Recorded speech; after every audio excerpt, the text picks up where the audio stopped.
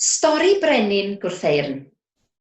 Mae Nant Gwrtheyrn wedi cael ei henwi ar ôl y brenin Gwrtheyrn, brenin o gaint a reolai'r Brydain yn y 5eg ganrif ac addaeth i'r dyffryn mewn gwarth ar ôl bradychu ei bobl. Mewn ymdrech i aros mewn grym, ceisiodd Gwrtheyrn gymorth milwyr cyflog Sacsonaidd, gan ei wneud ei hun yn amhyblogaidd ymysg ei bobl.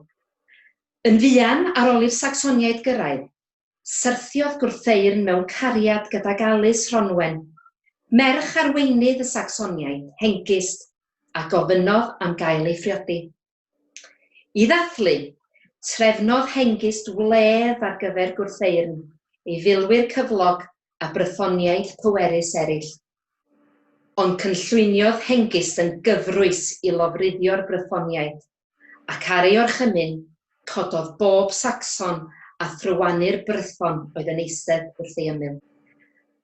Wedi ei syfrdanu gan y fath frad, ffodd Gwrtheyrn i'r Nant, lle treuliodd weddill ei ddyddiau mewn gofid. Cynghorwyd Gwrtheyrn gan ei dderwyddon i fynd i gornel bellaf dy wlad a chodi caer yno. Teithiodd Gwrtheyrn drwy ganolbarth Cymru i fynyddoedd Eryri a dechreuodd godi ei gaer yno. Bob tro roedd yn ceisio ei hadeiladu, byddai'r gaer yn dymchwel ac yn diflannu mewn rhyw ffordd ddirgel. O'r diwedd, daeth Gwrtheyrn o hyd i fachgen a oedd heb dad, dewin ifanc o'r enw Emrys Wledig, a chafodd gymorth ganddo.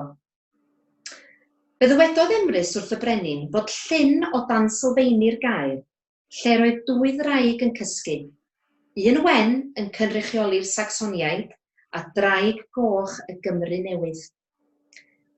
Gwagiodd Gwrtheyrn y llyn a dechreuodd y dreigiau ymladd yn yr awyr, y ddraig goch a orfu.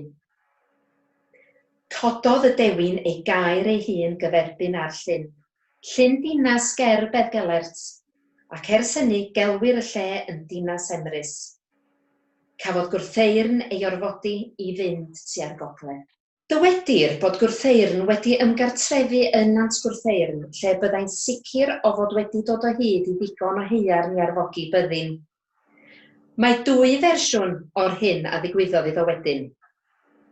Yn ôl y fersiwn gyntaf, anfonodd Duw dan o'r nefoedd i'w losgi, a hynny o bosib ar ffurf mellten gan fod llawer o stormydd mell a thrannau yn Nant Gwrtheyrn.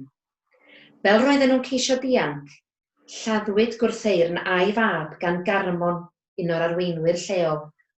Yn ôl fersiwn arall, torodd Gwrtheyrn ei galon ar ôl iddo wahodd y Sacsoniaid i Brydain, ac aeth i grwydro'r mynyddoedd wedi colli ei bwyll, thema sydd i'w gweld tro ar ôl tro mewn llenyddiaeth Geltaidd.